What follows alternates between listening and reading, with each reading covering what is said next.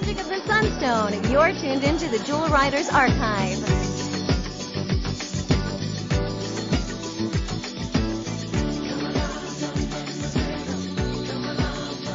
Hey Jewel fans, I'm Chris. And I'm Ronnie from the Jewel Riders Archive.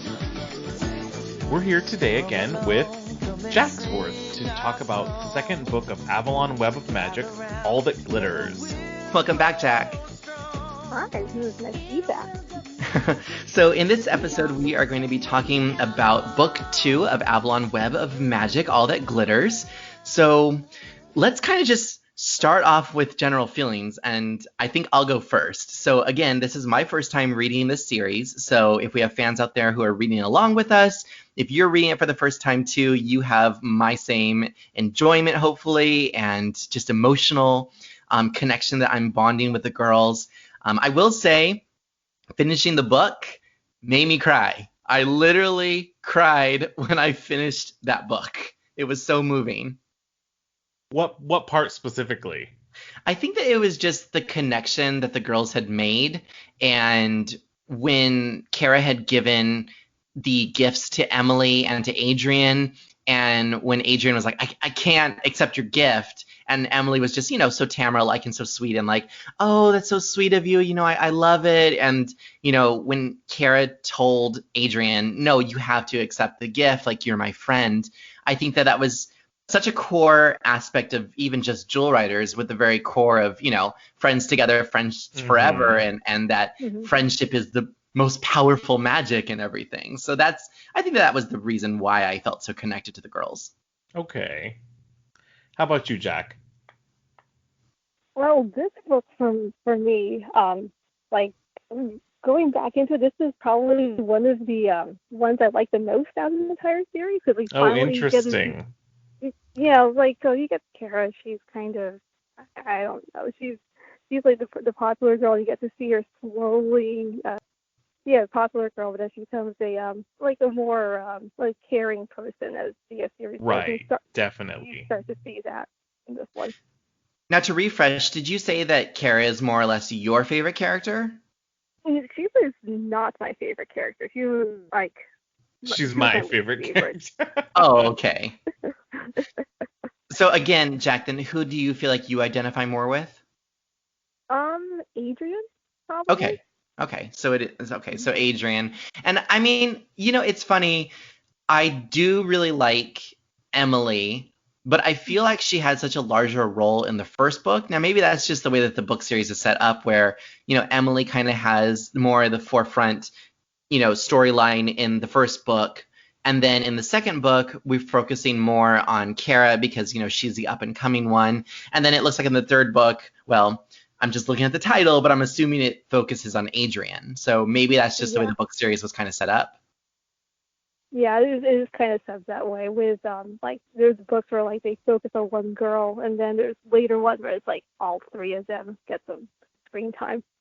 Gotcha. Yeah, but I think it's nice because each of the first three books kind of focuses on each of the three girls.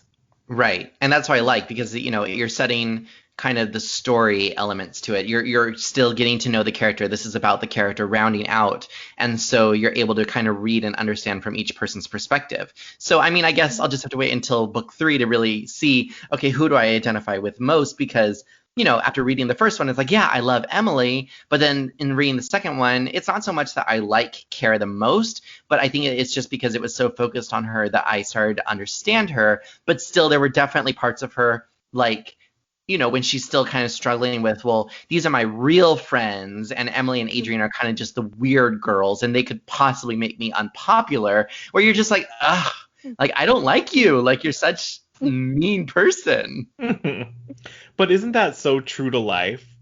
Well, that's what I'm saying. I think that's the reason why young people can identify with this series, because as an older person reading this, and they're talking about 7th grade, but yet I can remember those years, and I relate it to even experiences that happened, during 6th grade or during high school, where we went through those same kind of bouts of, hey, this person's unpopular, or I can't associate with this person, or blah, blah, blah.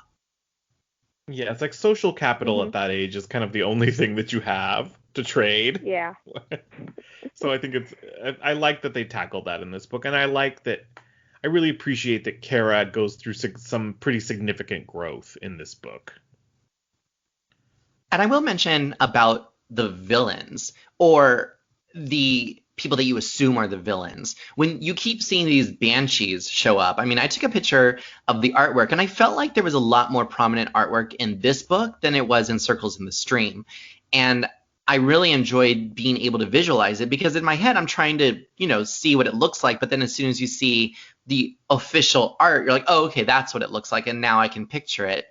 But it just felt so much more, I don't know if tense is the right word, but like it felt more suspenseful in reading this particular book than I really felt with like their initial Blackfire encounters. And when you're seeing the monsters, the manticores, like Circles in the Stream didn't really seem menacing, but I really felt menaced in all that glitters. And there was just so many different elements. I mean, anything from Kara's rainbow hair to the way that she was, shopping and like seeing all those references, and then getting more Jewel Rider references as well. So like when Ozzy is swinging from the orbiting planets and he says, "Doo!"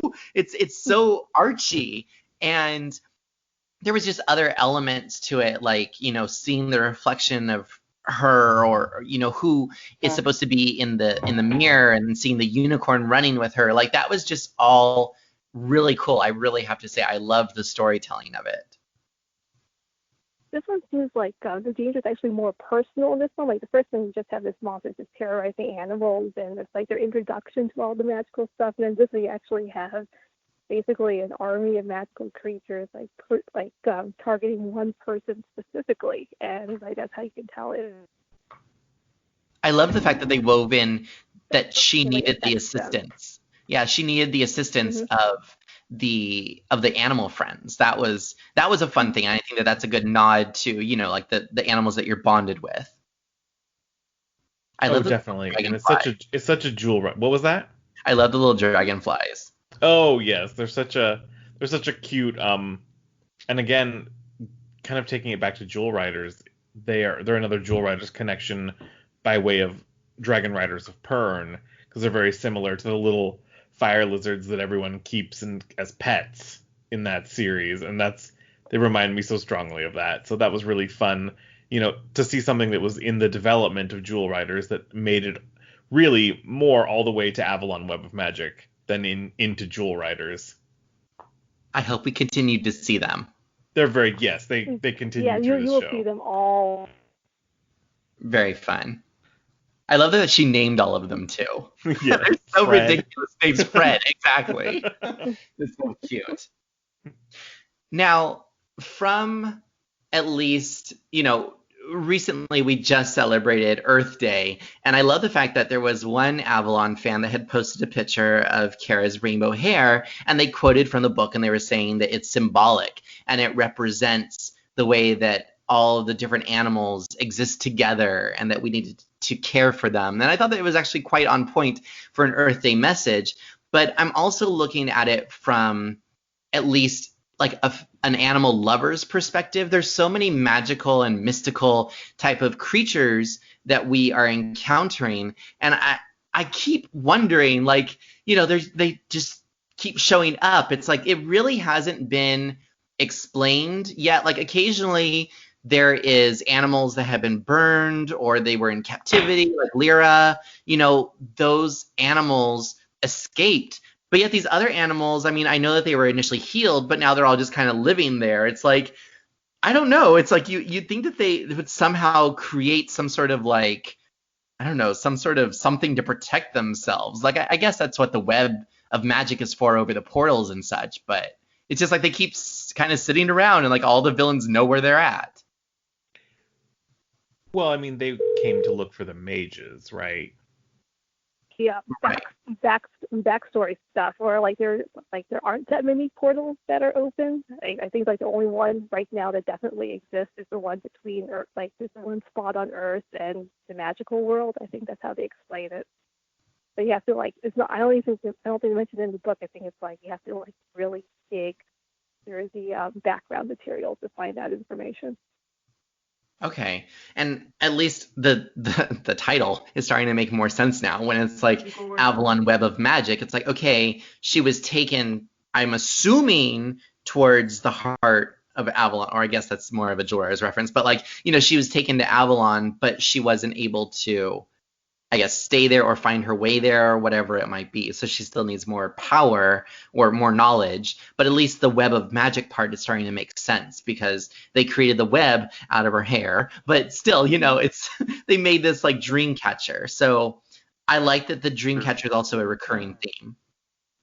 Yeah, it dovetails really nicely with Adrian's sort of Native American heritage and the rocking stone and all of those elements. But I mean, obviously, the magic web refers to not just the web over the portal. Yes, but obviously star web. The web in between worlds, basically. So like the wild magic tunnels. Right, exactly. Yeah. It's basically a giant network of portals, and there's sort of lines that go in between them. Like you'll see it in a later book. So. Okay. Yay. And yeah, I love it. More on the Earth Day stuff. I know you can probably speak more to this, Jacquesworth. But I mean, the series has a huge like conservation message, and Rachel Roberts, I know, used to always post blogs about like animal rescue and conservation and all of that kind of stuff. Mhm. Do you remember any of that material or? Yeah, or remember I do. Like I actually do remember the books originally when they were first published. For Nature's Defense, which was some sort of like children's wildlife conservation things like done by I think the Humane Society. I don't think that exists anymore because I tried looking for it. And then like later on, they used to like do tie and stuff like where they had bookmarks with the characters on it for for wildlife conservation things. And then sometimes Rachel Roberts would post stuff on like beach cleanup. Like I know she cleaned up a beach that was really close to where I used to live. So. Oh wow! Okay. Which was really weird, but then I wasn't living there anymore. So I was like, oh, I could have missed my chance of meeting her. Right. I could have joined this beach cleanup and met Rachel Roberts. How funny. Yeah, I mean, I don't know. Was that in the Bay Area? I mean, no, this was back in L.A. I grew up in L.A. So. Oh, okay. And she lives in L.A. somewhere, I think. Gotcha. So. Okay.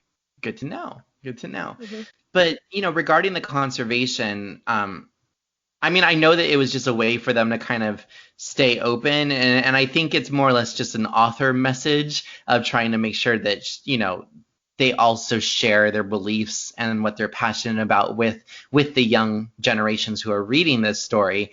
But I'm starting to feel like it's also kind of just like a subplot that was created in the first book that is just kind of needed just for consistency. I don't really feel, I don't know. Like, I mean, Kiara seems like the one who would throw a gala or something to welcome all the people, but they haven't done that really in the second book. Like she was going to.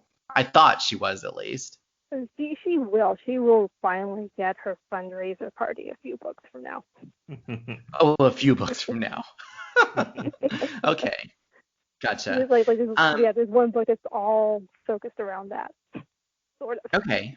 And, another Jewel Riders reference when I'm looking at this, Adrian, you have Storm, and for Kara, I'm assuming we have this unicorn, and Emily, again, kind of just seems to be paired with all of the animals. So kind of same thing with Tamara, like she just has all of these baby animals around her.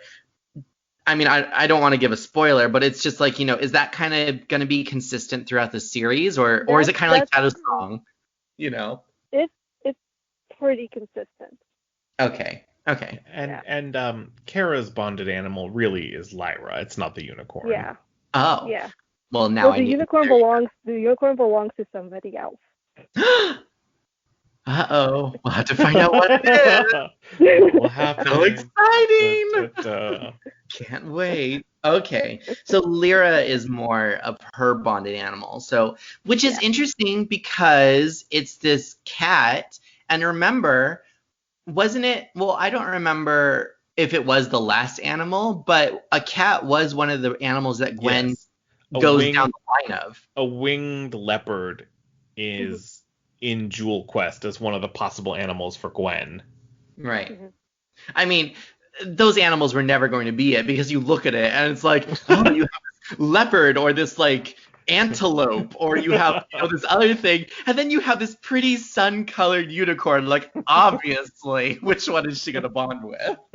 You know? She's got sun in her name. Why, Right. of course.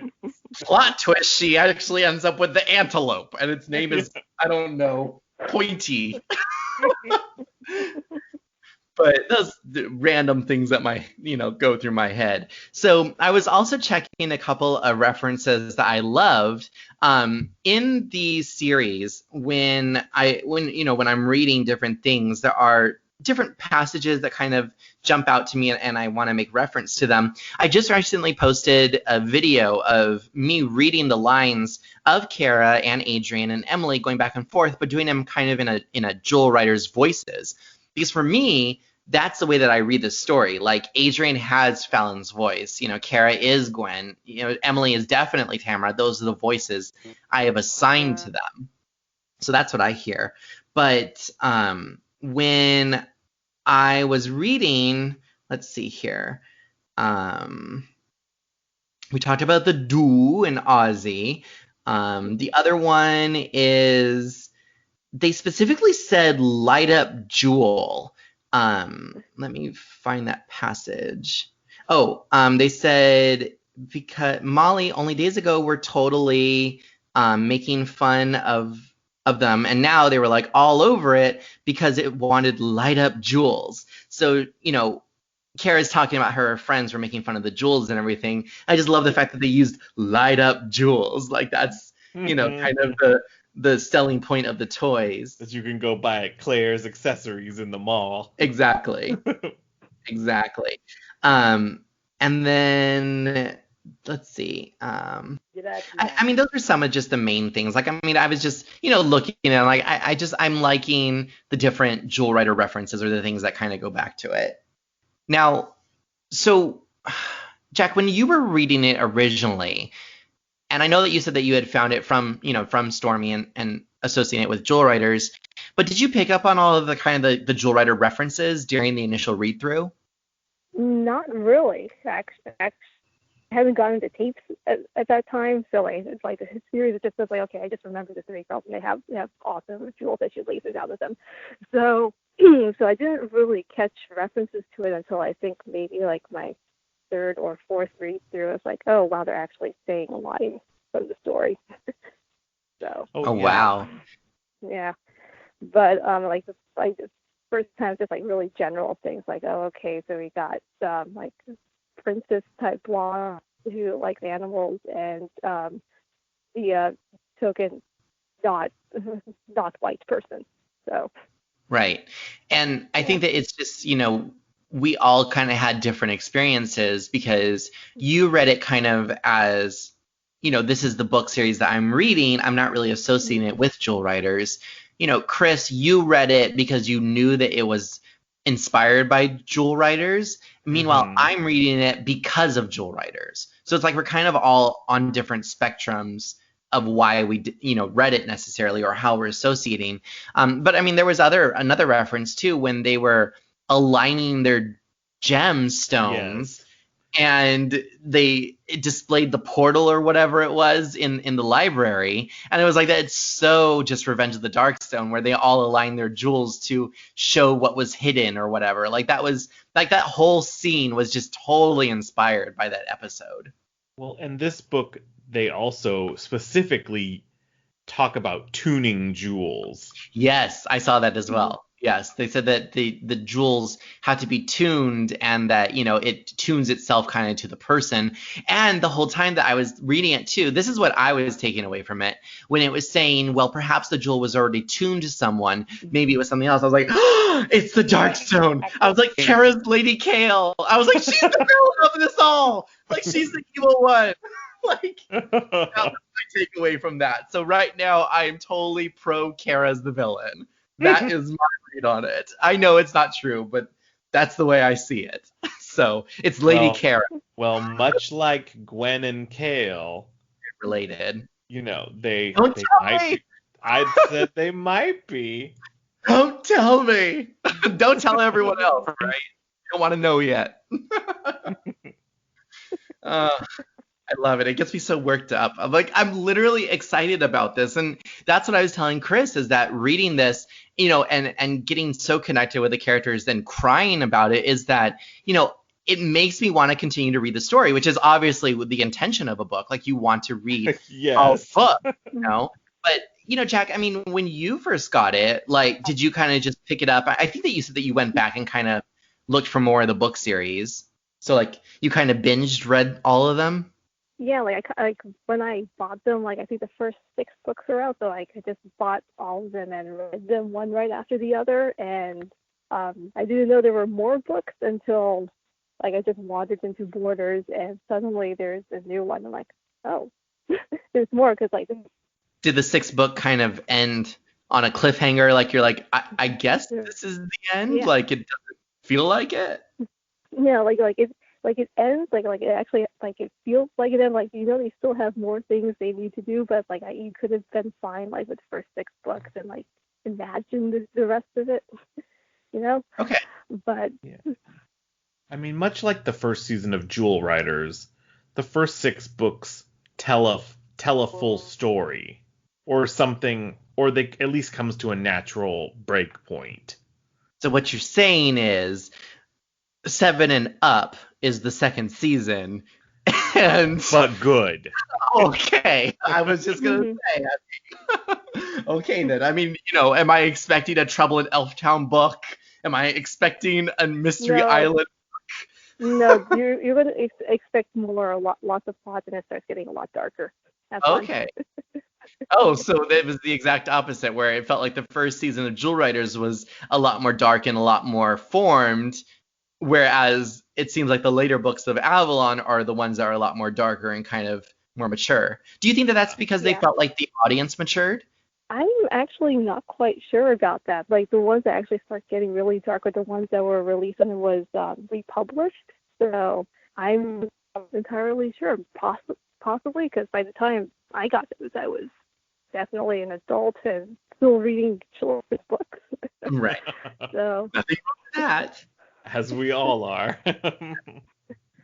And speaking of children's books and the illustration aspect of this, because I'm reading the omnibus, so for me, this artwork is what is essentially the characters to me. So when I'm looking at this, anything that is representative in this book is going to be Alison's artwork, and that is what I interpret as the characters. Now, just out of curiosity, because you guys had the first iterations of this with that classic kind of more watercolory, like very bright artwork, do you associate that more with it? Like, is that classic Avalon for you, and this other one is kind of like a revamp edition?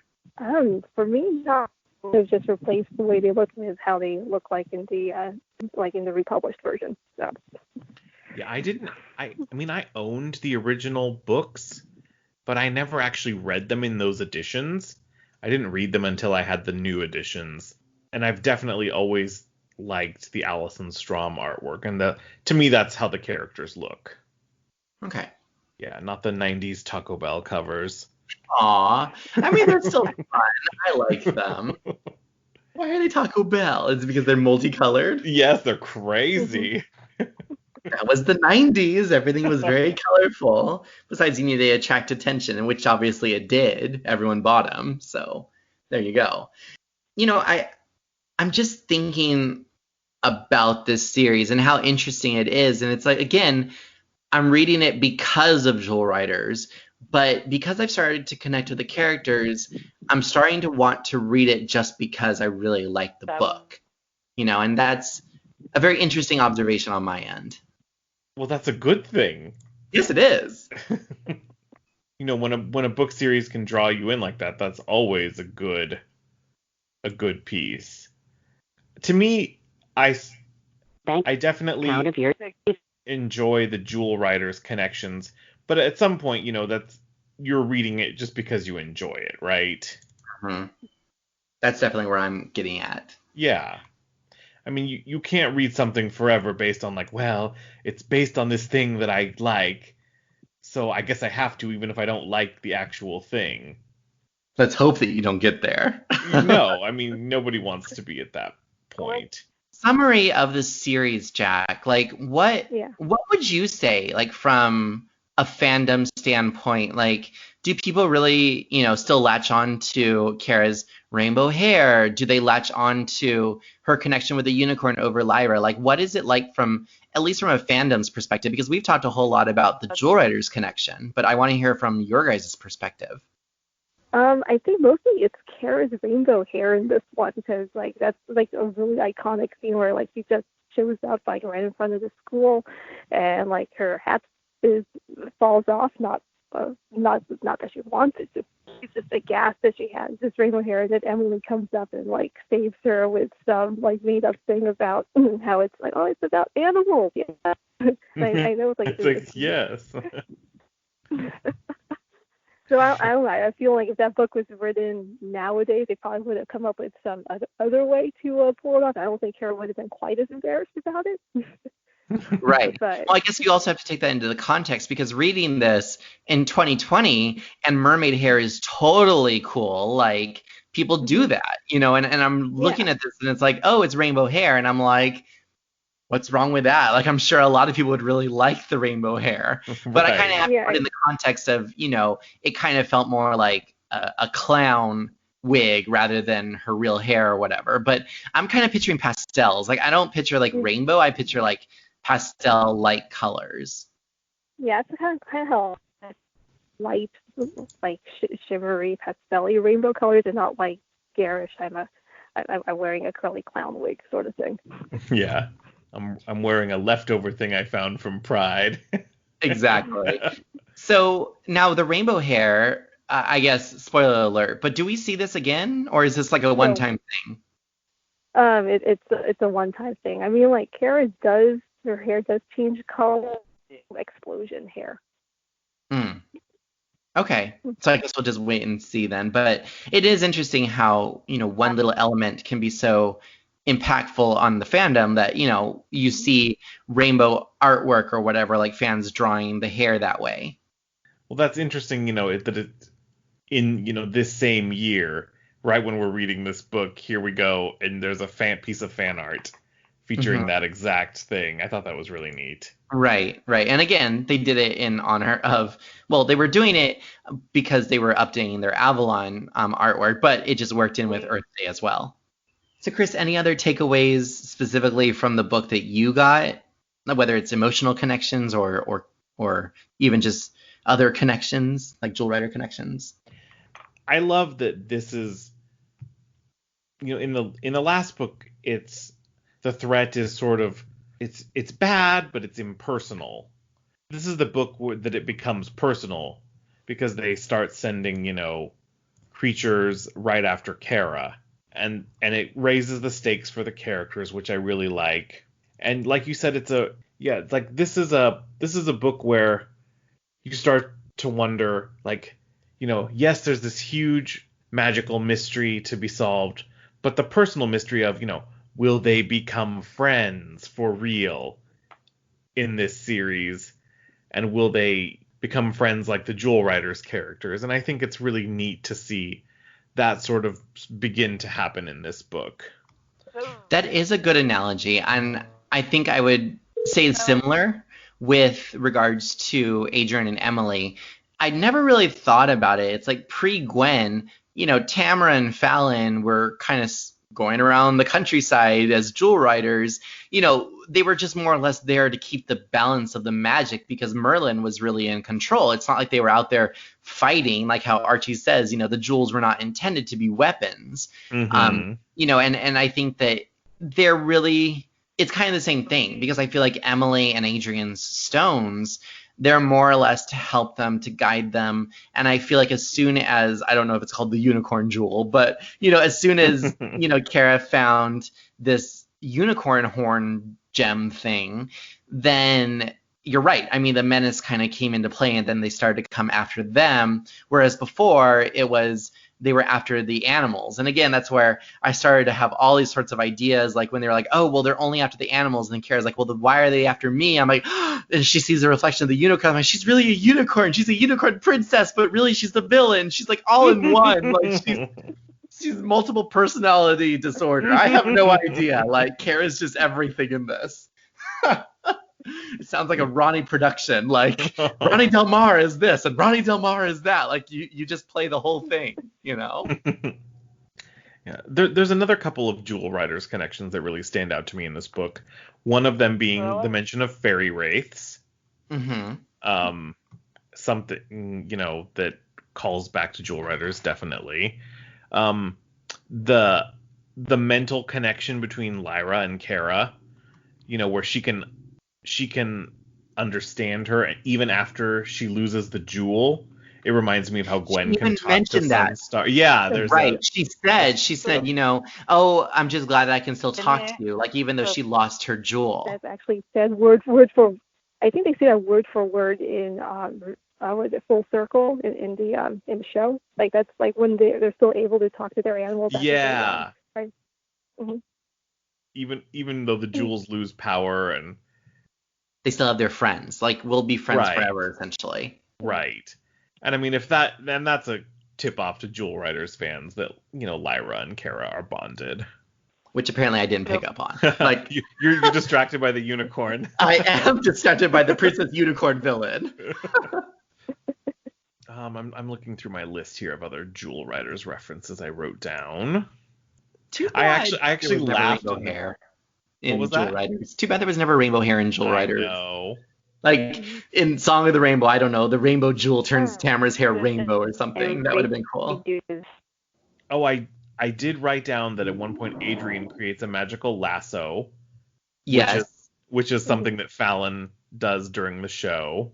The other thing I think is that if it wasn't obvious in the last book, Henry Gardner, the owner of Ravenswood, is the Merlin analog.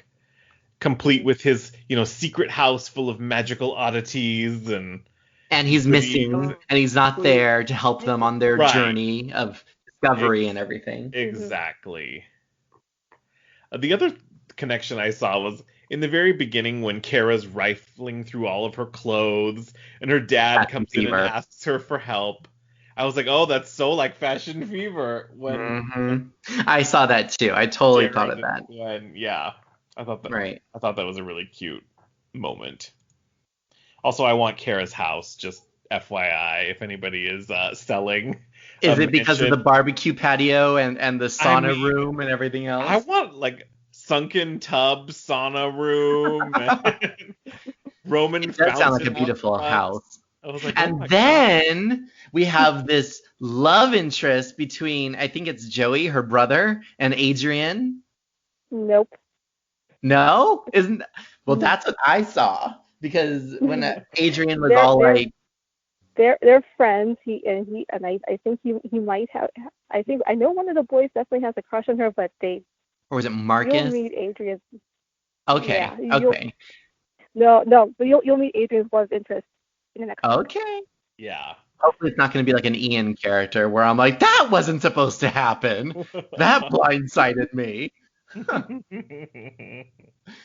Obviously, I'm very opinionated. I mean, I had to laugh. I know exactly what it is that I want. I had to laugh, though, when speaking of Joey character, he goes, "What's up?" And I'm like, is this a Friends reference? Well, when you're looking at these IM references and like these other The Gap references when she's shopping. When she's going through the mall and they list off all the very 2005 stores that were in a mall. Now, this is also good Hot Topic. I'll add into that. That's before it became the popular store. Still, when it was scary, like you walked by it and you're like, oh, I don't want to go in there. See, I much prefer Hot Topic now. Each their own. But yeah, it's a great book. There's some good lines about, there's a line, I believe, that I don't know if it's Lyra who says it to Kara, but she's like, you must look beyond what your eyes see and what your fingers touch. Magic always starts from the heart. And then there's a line later that says, "A true heart makes true magic." And I really liked those lines. They felt very Jewel Riders, and they're just kind of a great little encapsulation of this book, of Kara finding her true heart. And it also speaks to just the integrity of the character as well. Right. So next we're going to be reading Cry of the Wolf. That'll be exciting. Again, I'm assuming it's a book about Adrian, so now we get to know a little bit more. Maybe I'll see Grandma now, because I didn't see Grandma in this past book, so maybe she'll come back. I don't know. Don't spoil anything, but, you know. I'll just say that Grandma does not show up in that book. I will not tell you anything more than that. Okay.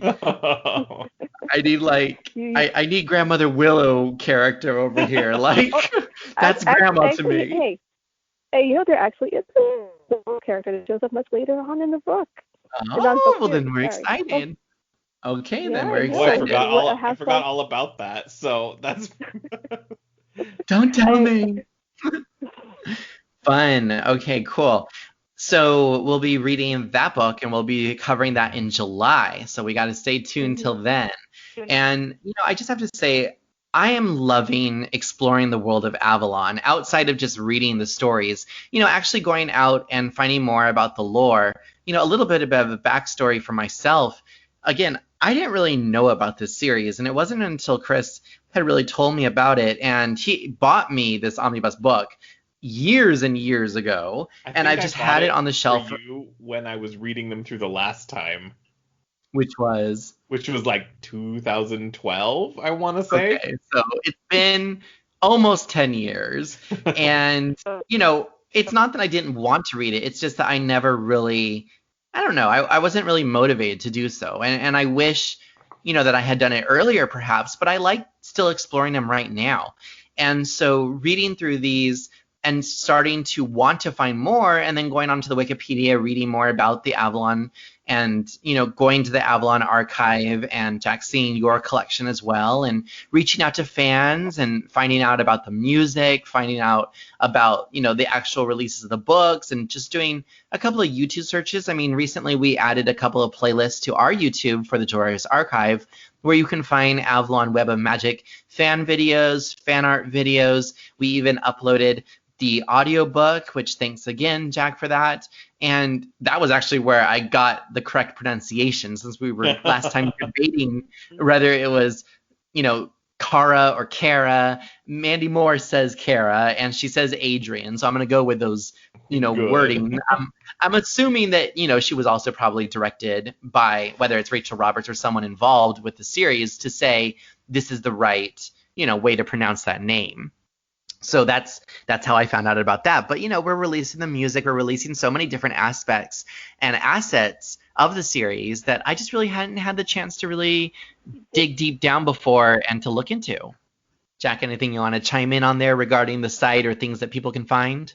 Well, I've just found the coloring book pages that they used to have on one of the official websites. So if you guys are bored and still sheltering in, coloring pages. They're up. I rescued them. They're on my website. Print them out. Color them in. We'd love to see them. Awesome. And we have Jewel Riders coloring sheets too, if anyone's interested in those. So with regards to the Avalon Archive as well, something that Chris and I were talking about are not so much the reviews, but kind of the, you know, pointing out the Jewel Rider references and things like that you guys had done so many years ago. You know, looking back at those, I'm sure it's fun to look at them, but do you feel like you've also gained some insight since those years of writing them on the, you know, whether it was the Live Journal or wherever it was? I don't, like, I've reread some of them, the things I wrote. I feel like I was kind of reaching with some of my analysis. I honestly probably should not have written a lot of those while I was in grad school. but I mean, it's always cringy to go back and read what you have written previously, right? Like, even if it was, you know, like, I liked this at the time, and then you go back, you know, 5-8 years later, and you're like, oh no. Yeah. That's the way it always is. You know, it's nice to be able to, you know, come back to them actually now and read the books again, because I was writing all of those off of the initial read through of the book that I had done. So to be able to have those as things to just look back on as I'm reading the books again this time is kind of fun, because I've done a little bit of that legwork for kind of taking the book apart a little bit. Not anything like the legwork Jack has done with each chapter, but Of course. Oh my goodness. Yeah. Oh, tell us about that. I mean, so what can fans find regarding each of the chapters? Well, there's usually a quick summary, and then and comparisons between both the original and new editions. So like I'll have quotes that are either changed between the editions or deleted. Like I'll have them written out somewhere in the write-up. And then sometimes if I guess if it's really bored or saucy that day, will be a pop culture reference or two or a video, which I think half of them don't work anymore because it's been almost a decade. So. Oh, well, we're going to have to look at those and try to revamp some of them. There are so many cultural references in here. And as we were talking about, whether it's stores or instant messenger or just, classic fairy tale references, I love how they've kind of sprinkled the whole entire book with those types of suggestions or those types of references that, kids or people of youthful mindsets will latch onto and be like, oh, like I totally knew, she had a mirror on the wall moment, or, when she's saying something else, yeah, it was like, oh, that's fun. Like, she's, pretending to be Snow White, or, when they referenced her as Rapunzel when her hair was growing like that. And that scene, oh my gosh, when Lyra's hair was, if they said that she looked like a mammoth or something, like that made me laugh so hard. Just picturing this like fuzzy little like mound of fur, like kind of walking. Oh my goodness. I love the fact that you're just connecting with the characters and like, you really are excited about the next series. So next we're going to be reading Cry of the Wolf in July. So you'll have to join us then. Anything in summary? No, I don't believe so. Oh, I Okay. want to give you. All right. No, I think we're good. Okay. Yeah, we don't want to spoil anything. So Yeah. You're so Right, worried no about spoilers. spoilers. It's so I funny. am, because like I'm reading this and I'm really interested. Like I don't want to be spoiled. Like I don't want to be that person that's like, oh, there's no point in watching that movie. They die at the end. And it's like, what? Like I didn't know that.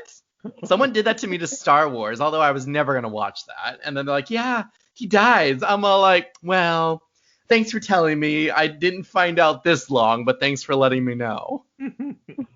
Spoiler alert, I guess, to anyone out there who hasn't seen it.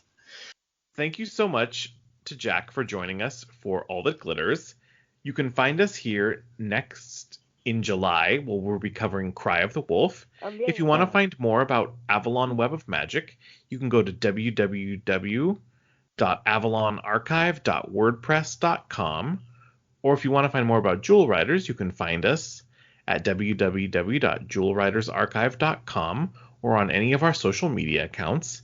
If you want to listen to this podcast, you can find us on Google Play, Apple Podcasts, Stitcher, Spotify, and our home on Podbean.